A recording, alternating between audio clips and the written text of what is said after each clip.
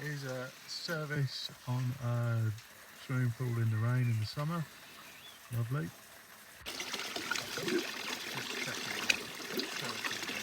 Making sure that the pH and the chlorine are where they should be. A bit on the high side for a saltwater pool. And the chlorine's absolutely perfect for an outdoor pool.